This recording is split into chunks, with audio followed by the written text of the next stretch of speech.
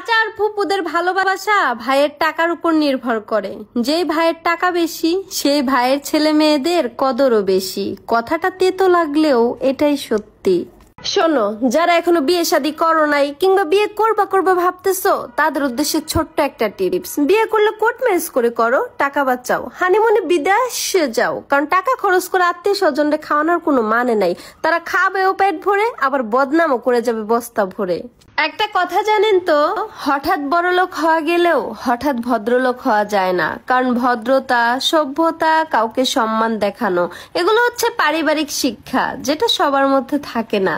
পেঁয়াজ কাটার ভয়ে যে মেয়েটা কোনোদিন একটা ডিম ভাজি করে নাই, হাত কালো হয়ে যাবে সেই ভয়ে কোনোদিন একটা আলুও কাটে নাই, রান্নাঘরে গিয়ে মাকে কখনো বলে নাই যে মা তোমাকে কি একটু সাহায্য করব, অথচ মায়ের কোনো অভিযোগও ছিল না। কিন্তু বিয়ের পরে পেঁয়াজ কাটা থেকে রান্না বান্না সবই করা হয়, তারপরেও শ্বশুর বাড়িতে অভিযোগের কোনো শেষ নাই। পরিবারের বড় ছেলেগুলোকে গাধার সাথে তুলনা করা হয় কেন জানেন? কারণ গাধা সারাদিন পরিশ্রম করার পরেও তাকে লাঠি দিয়েই পেটানো হয়। ঠিক তেমনি সংসারের বড় ছেলেরা যদি সংসারের জন্য জীবনও দিয়ে দেয়, তারপরেও বলবে তুমি আমাদের জন্য কি করছো।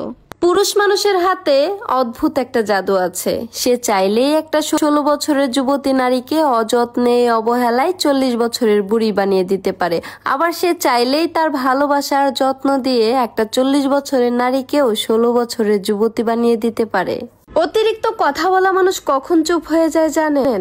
যখন কারো মুখের কথা ঠিক বুকে এসে লাগে। কারণ কথার আঘাত ছুরির থেকেও ভয়ঙ্কর। কিছু স্বামী আছে ভেজা কাঠের মতন, জ্বলেও না আবার নেভেও না। মানে আপনাকে ভালোবাসবে না আবার ছেড়েও দেবে না। কিন্তু আপনি যখনই প্রতিবাদ করবেন তখনই আপনার উপর অত্যাচার শুরু করবে।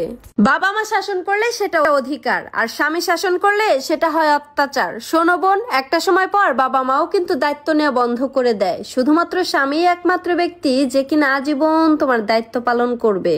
লাখ লাখ টাকার কাবিন কইরা বিয়ে করার পরেও মানুষের বিয়ে ভেঙে যাইতেছে। আর এদিকে এখনকার পোলা পাইন ফ্রি মেসেঞ্জারে 2 দিন পুতু করে, মানে একটু প্রেম প্রীতি করে, আর এরপরে ভাবে আমার করে বিয়ে করবো। আহারে সোনারে, তোমরা পিনিকে আসো, যাও লেবু খাই আসো। বর্তমান সময়ে এমন হাজারো নারী আছে যাদের স্বামী থেকেও না থাকার মতো। না আছে শারীরিক সুখ, না আছে মানসিক সুখ। শুধুমাত্র সন্তানের কথা চিন্তা করে জিন্দা লাশ হয়ে সংসারে বেঁচে আছে। জীবনে আর যাই কিছু করেন না কেন, কখনো বাপের বাড়ির মানুষের কথায় স্বামীর সাথে খারাপ আচরণ করবেন না। স্বামীকে কষ্ট দিয়ে কথা বলবেন না। একটা কথা মনে রাখবেন, এক চাঁদে দুনিয়া আলো। আপনার স্বামী আছে বিধায় আপনার পৃথিবীতে অন্যরকম একটা সম্মান আছে। আর আপনার স্বামী যদি আপনার সাথে না থাকে, তাহলে পুরো পৃথিবী কি, আপনার বাবার বাড়ির মানুষ আপনাকে দুয়ানার সম্মান করবে না। বিশ্বাস করেন, কিছু দাদা দাদি আছে যে ছেলের বউয়ের সাথে যদি সম্পর্ক ভালো না হয়, তাহলে নাতি নাতনিদের দেখতে পারে না, সারাক্ষণ অবহেলা করে। তারা হয়তো এইটা ভুলে যায় যে নাতি নাতনি কিন্তু বৌমা বাপের বাড়ি থেকে নিয়ে আসে নাই, এগুলো কিন্তু আপনাদেরই বংশধর। নতুন নতুন যখন বিয়ে হয় তখন মনে হয় কি, ইস আরো আগে কেন বিয়ে করলাম না, এত দেরি কেন করলাম। আর বিয়ের 2য় বছর মনে হয় বিয়ে কেন করলাম। আর 3য় বছর মনে হয় বিয়ে করাটাই আমার জীবনের সব থেকে বড় ভুল সিদ্ধান্ত।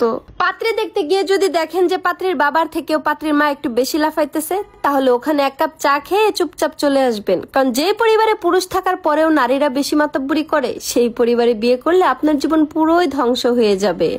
জানেন, ঘরের বউটা যদি ভালো হয় তাহলে বেকার ছেলেটাও একদিন প্রতিষ্ঠিত হয়ে যায়। আর যদি ঘরের বউটা খারাপ হয় তাহলে প্রতিষ্ঠিত ছেলেটাও একদিন ধ্বংস হয়ে যায়। তাই ছেলেদের ভাগ্য অনেকটা তার বউয়ের উপরও ডিপেন্ড করে।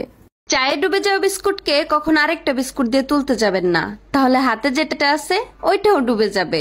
ঠিক তেমনি বউ থাকতে কখনো আরেকটা বউ খুঁজতে যাবেন না, তাহলে ঘরে যেটা আছে ওইটাও চলে যাবে। শুনছি নেড়া নাকি বেলতলায় একবারই যায়, তাই আমি নেড়া বারবার যাই। কারণ কি জানেন? কারণ আমার শিক্ষা হয় না। একটা সময় যে মানুষগুলো আমার অনেক বেশি কষ্ট দিছে, পরবর্তীতে এসে তারা যদি আমার সাথে 2 মিনিট হাইসা কথা কয়, আমি সব ভুলে যাই। তো বেল তো আমার মাথায় পড়বই।